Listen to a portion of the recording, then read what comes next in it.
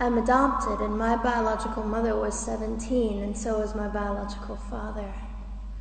She was 7.5 months pregnant when she decided to go to Planned Parenthood, which is the largest abortion provider in the world, and they counseled her to have a late-term saline abortion, which is a saline salt solution that is injected into the mother's womb.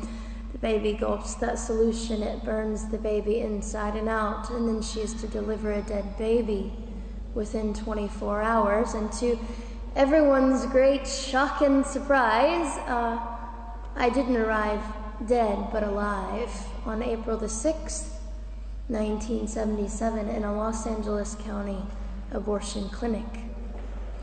What's fantastic about this, about the perfect timing of my arrival, is that the abortionist was not on duty yet. So he wasn't even given the opportunity to continue on with his plan for my life, which was death. And I know that I am in a government building, and a beautiful one it is, and I love your country as well as my own. But I know in the age that we live in, it is not at all politically correct to say the name of Jesus Christ in places like this. To bring him into these sorts of meetings, because his name can make people so terribly uncomfortable. But I didn't survive so I could make everyone comfortable. I survived so I could stir things up a bit. And I have a great time doing it.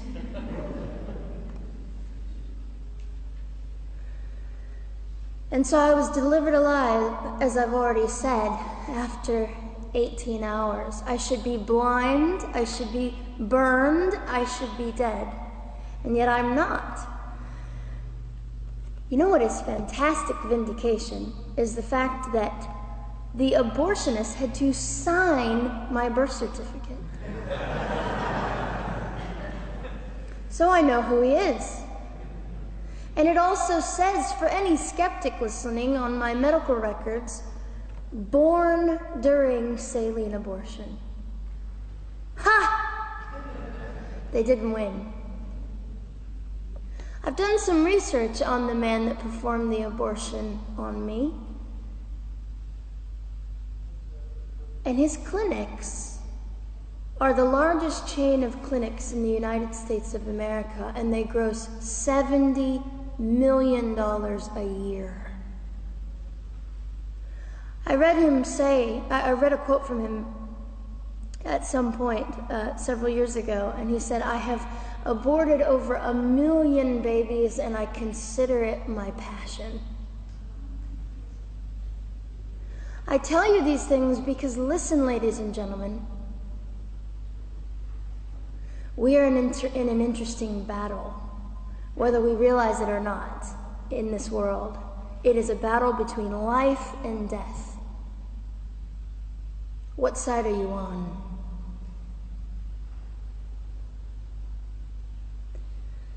So a nurse called an ambulance and had me transferred to a hospital, which is absolutely miraculous. Generally, the practice at the time, and up until 2002, was, in my country, was to end the life of an abortion survivor by strangulation, suffocation, leaving the baby there to die, or throwing the baby away.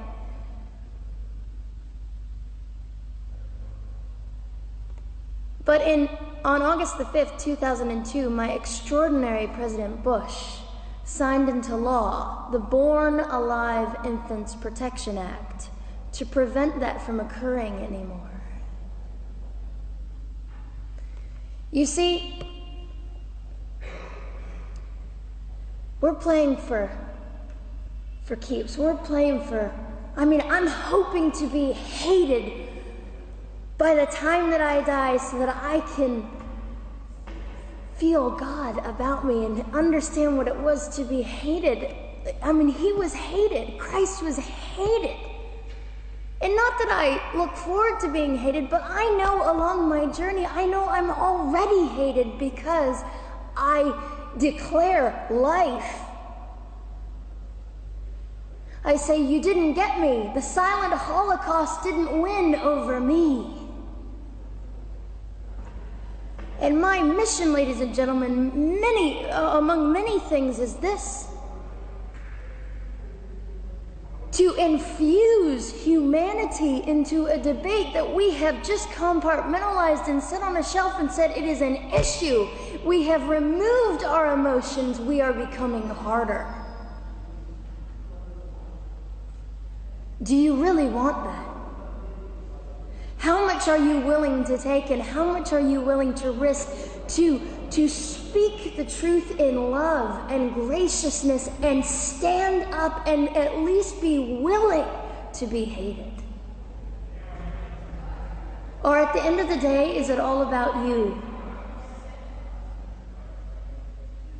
or me? And so, after that, I was placed in an emergency foster care home where they decided they didn't like me very well, and as I'm fond of saying, I don't know how you could not adore me right from the start. What is wrong with these people? But they didn't. You see, I've been hated since conception by so many, and loved by so many more, but most especially by God. I'm his girl. You don't mess with God's girl. I got a sign on my forehead that says, you better be nice to me because my Father runs the world. So after I was placed in the mean home, I was taken out of the mean home and placed into another home, a beautiful home, Penny's home. And she said by this time I was 17 months old, 32 pounds of dead weight, and diagnosed with what I considered to be the gift of cerebral palsy, which was caused directly by the lack of oxygen to my brain while I was trying to survive. Now, I am just compelled to say this. If abortion is merely about women's rights, ladies and gentlemen, then what were mine? There was not a radical feminist standing up and yelling about how my rights were being violated that day. In fact, my life was being snuffed out in the name of women's rights. And ladies and gentlemen, I would not have cerebral palsy had I not survived all of this. So when I hear the appalling, disgusting argument that we should have abortions because the child just might be disabled, oh, the horror that fills my heart.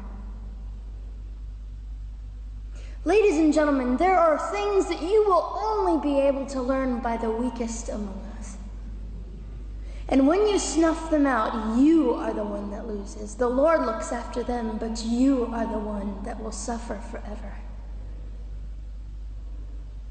And what arrogance, what absolute arrogance, and it has been an argument for so long in this human place that we live, that the stronger should dominate the weaker, should determine who lives or dies.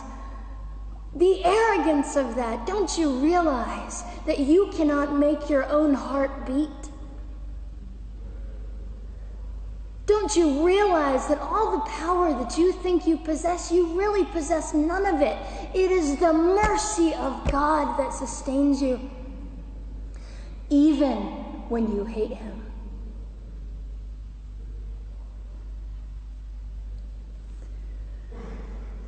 So they looked at my dear Penny and they said, Gianna will never be anything, which is always encouraging. And she decided to ignore them, and she worked with me 3 times a day, and I began to hold up my head, and they said, well, Gianna will never this and never that. Long story shorter, I was walking by the age of 3.5 with a walker and leg braces, and I stand up here today with a mild little limp and without a walker and leg braces. I fall gracefully sometimes and very ungracefully at other times, depending on the situation. but I consider it all for the glory of God. You see, ladies and gentlemen, I am weaker than most of you, but this is my sermon. And what a small price to pay to be able to blaze through the world as I do and offer hope. And I think in our misunderstanding of the way things work, we misunderstand how beautiful suffering can be. I don't willingly sign up for it, but when it comes, we forget. We forget that God is in control and God has a way of making the most miserable thing beautiful.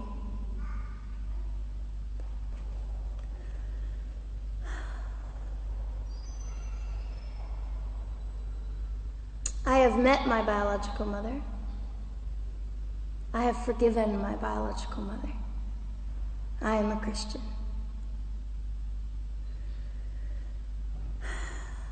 She's a very broken woman. She came to an event I was having 2 years ago, showed up unannounced, and said, "Hello, I'm your mother."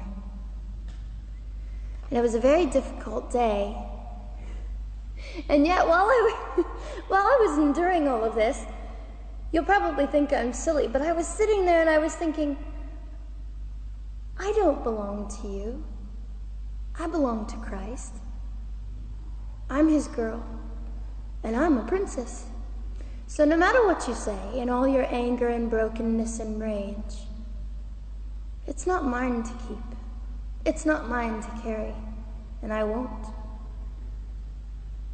I was saying all this inside. So, ladies and gentlemen, you have an opportunity. But for just a brief moment, I would like to speak directly to the men in this room and do something that is never done.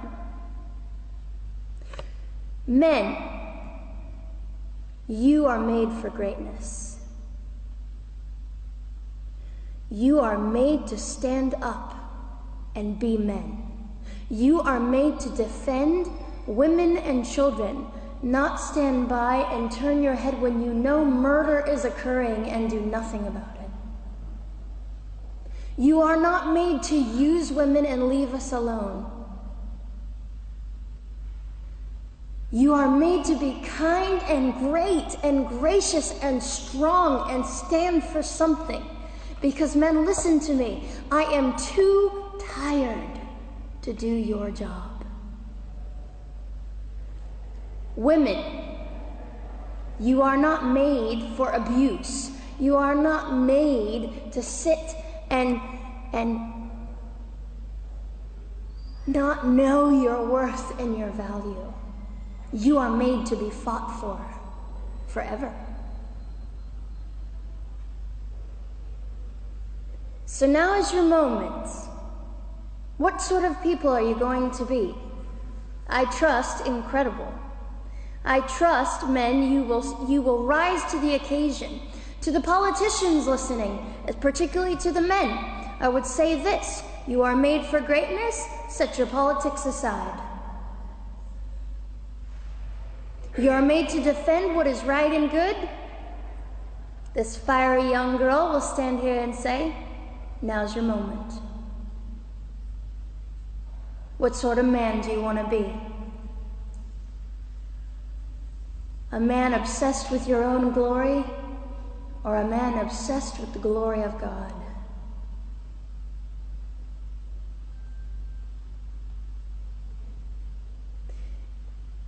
It's time to take a stand, Victoria. This is your hour. God will assist you. God will be with you. You have the opportunity to glorify and honor God in 2008. I'll just end with this. Some of you might be slightly annoyed that all I keep doing is talking about God and Jesus. But how on earth can I walk about limping through this world and not give all my heart and mind and soul and strength to the Christ who gave me life? So if you think I'm a fool, It's just another jewel in my crown. My whole intent in living here is to make God smile. I hope some of this made sense. It just came from my heart. God bless and keep you.